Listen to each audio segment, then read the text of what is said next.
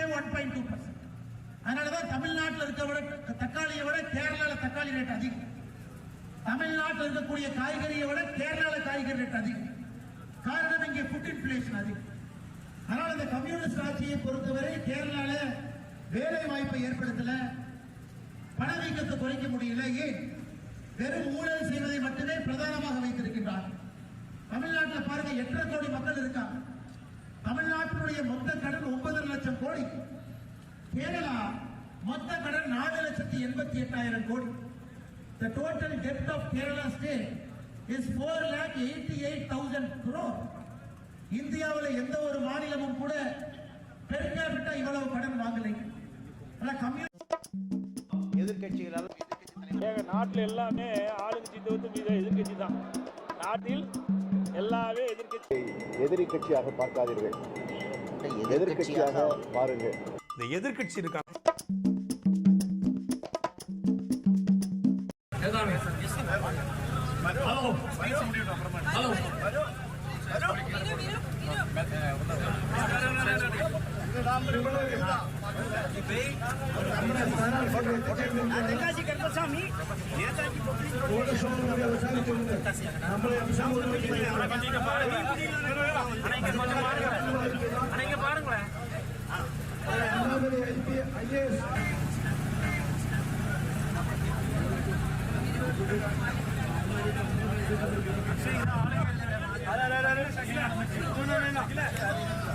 வண்டி முன்னாடி போட்டு கொஞ்சம் முன்னாடி.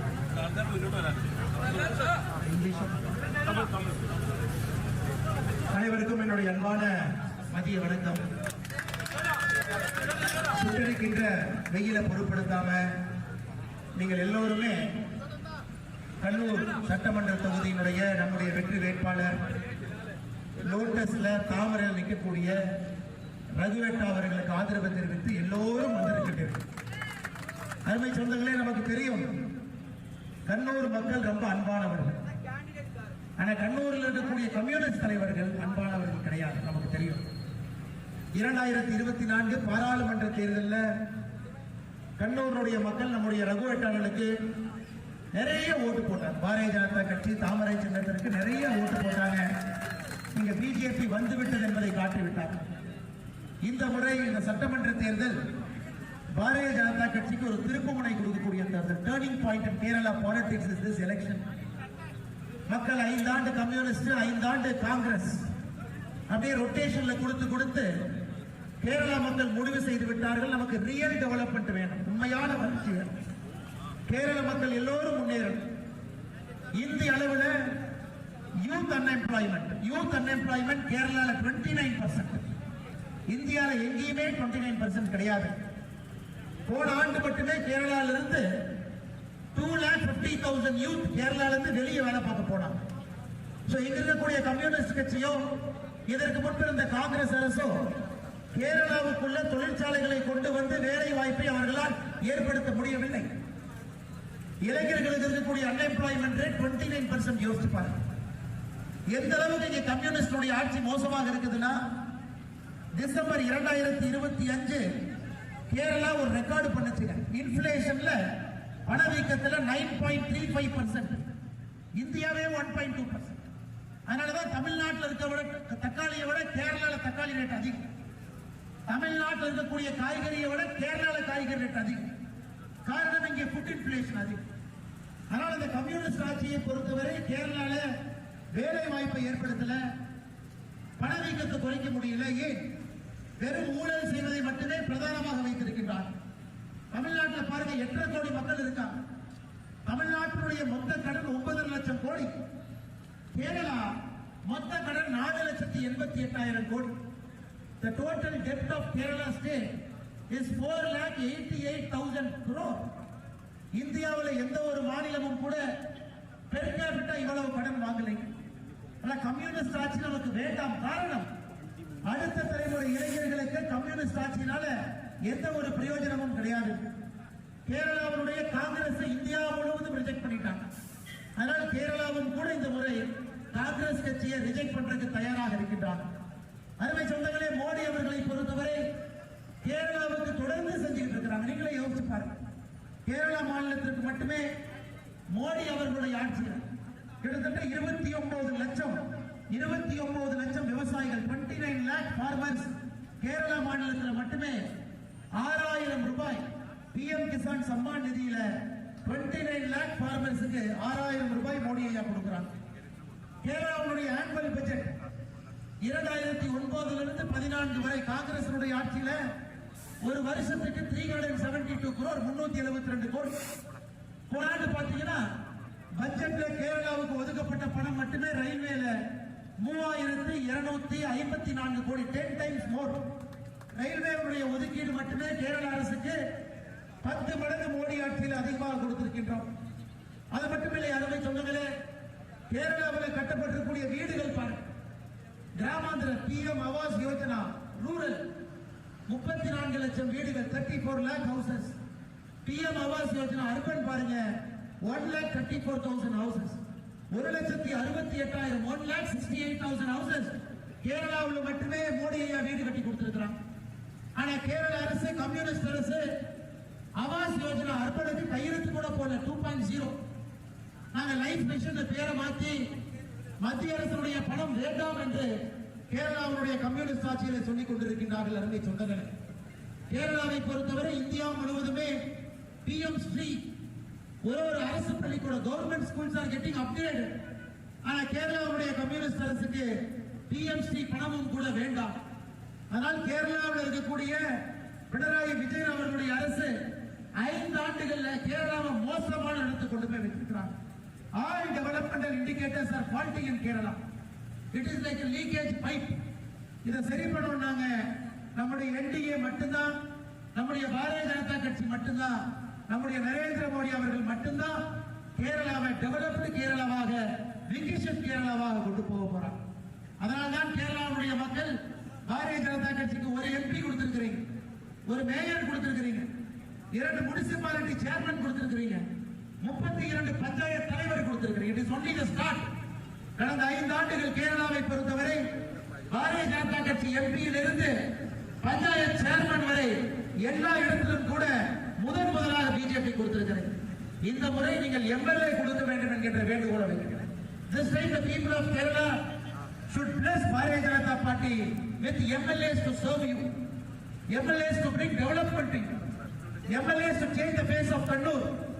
A very senior leader, Raghuvetta, who is with me, he has seen Kannur like the back of his hand. He has contested in many elections. In 2024 Lok Sabha election, you all have blessed Raghuvetta with 24% vote share for BJP and Raghuvetta, which is historic in Kannur. That is why we are very confident. Raghuvetta has got a vision plan, 2031 action plan, future Kannur, Mission 2031, to make Kannur the developmental hub of Malabar. And Raghuvetta has got an action plan. This bus stand, with a sitting minister as the MLA, this bus stand did not even have a facelift. Our Raghuvetta, as your MLA, will change the face of his bus stand. The canals, they have a problem. The solid STP treatment plant has a problem. Even the cremation grounds in Kannur have a problem. Even the Kannur sports stadium is having problem. Please bless our Raghuvetta ji to be your MLA, successful MLA. When Kerala votes on April 9th, let Kerala vote for development. Let Kerala vote against appeasement politics. Let Kerala vote against radicalization. Let Kerala vote against a government that will stand for all Malayalis across the world. அதனால்தான் அன்பு சொந்தங்களே, நம்முடைய ரகுவெட்டா அவர்களை பொறுத்தவரை கண்டிப்பாக 5 ஆண்டு காலத்தில் முழுமையாக கண்ணூருடைய வளர்ச்சியை மாற்றக்கூடியது அவருக்கு இருக்கு. அதுல அவங்க 100 விஷயங்கள் சொல்லி இருக்கிறாங்க. ஒரு குடும்பத்திற்கு ஒரு வேலை, ஒன் ஃபேமிலி ஒன் ஜாப். கண்ணூரை பொறுத்தவரை படித்த இளைஞர்கள், லாட் ஆஃப் எஜுகேட்டட் யூத் இங்க இருக்கிறாங்க. அவர்களுக்கு இங்கே வேலை வாய்ப்பு, ஐடி அண்ட் ஸ்டார்ட் அப், எல்லாருக்கும் ஸ்கில் டெவலப்மெண்ட் ட்ரைனிங். கல்லூர்ல லைட் மெட்ரோ, கண்ணூர்ல இருந்து தலசேரி வரை light metro, free coaching centre, UPSC, BSc.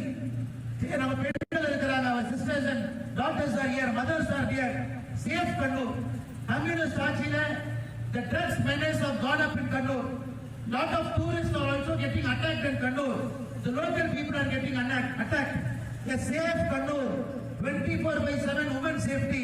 our MLA candidate has proposed in front of you. Hub bus terminal, international stadium at Chala, women market zone, one app, all services, smart school, logistics and warehousing hub, IT park expansion, film shooting destination, adventure tourism, Haritha volunteer force expansion, waste to energy power plant, pink police petrol. இது அனைத்தும் கூட 100 விஷயங்களை உங்க முன்னாடி கொடுத்திருக்கிறாங்க. 360 degree manifesto, விவசாயிகள் ஆரம்பித்து நம்முடைய சகோதர சகோதரிகள் வரை. This manifesto covers all sections of our population. அதனால் இந்த முறை கண்ணூர் மக்களுக்கு என்னுடைய அன்பான வேண்டுகோள், my humble appeal to the people of Kannur to please bless our Raghuvatta in lotus symbol on April 9th and to show the world and the people of Kerala that Kannur is finally free of radicalization politics. Kannur is free of the appeasement politics. Let us all vote for our Raghuvatta and bless him with the win on April 9th. When the vote counting happens on May 4th, Kannur should listen to this good news that lotus has truly bloomed in Kannur, so that Kannur will see a developmental for the next 5 years with the vision manifesto, with the 360 degree manifesto. I once again thank all the people.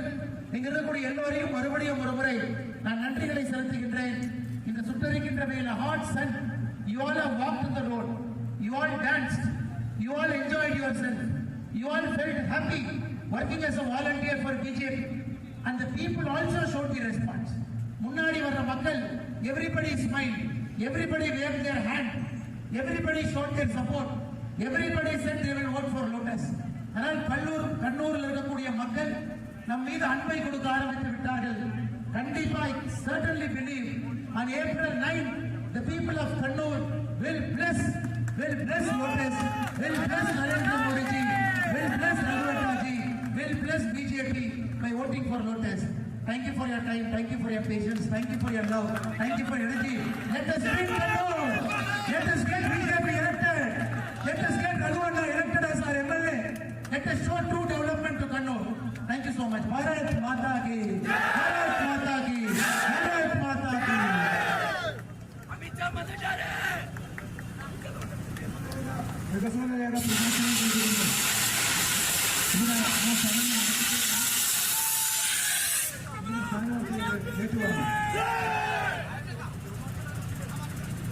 പ്രിയപ്പെട്ട എന്റെ കണ്ണൂരിലെ പ്രിയപ്പെട്ട വോട്ടർമാരെ, എന്റെ പ്രിയപ്പെട്ട leader അണ്ണാമലൈജി, എന്റെ പ്രിയപ്പെട്ട സഹോദരി സഹോദരന്മാരെ, ഈ വരുന്ന 9-ാം തീയതി പോളിംഗ് ബൂത്തിൽ പോകുമ്പോൾ എന്റെ തിരഞ്ഞെടുപ്പ് ചിഹ്നമായ താമര അടയാളം മറക്കാതിരിക്കുക.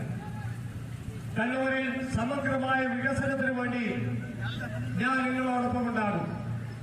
7 പതിറ്റാണ്ട് കാലമായി കണ്ണൂരിൽ ജയിച്ചു വരുന്ന ഇടത് വലത് മുന്നണികളെ പരാജയപ്പെടുത്താൻ നിങ്ങൾ ഒറ്റക്കെട്ടായി നിന്നുകൊണ്ട് കഴിഞ്ഞ കാലഘട്ടങ്ങളിൽ, കഴിഞ്ഞ വർഷങ്ങളിൽ നിങ്ങൾ എന്നോട് കാണിച്ച സ്നേഹവും ബഹുമാനവും ആദരവും ഈ തെരഞ്ഞെടുപ്പിൽ പാലിക്കണമെന്ന് ഞാൻ അഭ്യർത്ഥിക്കുകയാണ്.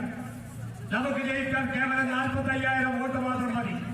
ആ 45,000 വോട്ട് നിങ്ങൾ നേടിത്തന്നാൽ കണ്ണൂരിന്റെ വികസനത്തിന് വേണ്ടി നിൽക്കുന്ന ഒരു MLA നിങ്ങളോടൊപ്പം 24/7 പ്രവർത്തിക്കുന്ന ഒരു MLA നിങ്ങൾക്കുണ്ടാകും. അഴിമതിമുക്തമായ ഒരു കണ്ണൂരിനെ കുറിച്ച് നിങ്ങൾക്ക് സ്വപ്നം കാണാം. അഴിമതിക്കെതിരെ പോരാട്ടം നടത്തുന്ന ഞങ്ങളുടെ പ്രിയപ്പെട്ട നേതാവ് നിങ്ങളോടൊപ്പം ഇവിടെ നിന്ന് സംസാരിച്ചത്, എന്നെ ആശീർവദിച്ചത് എന്റെ ഭാഗ്യമായി ഞാൻ കാണുകയാണ്.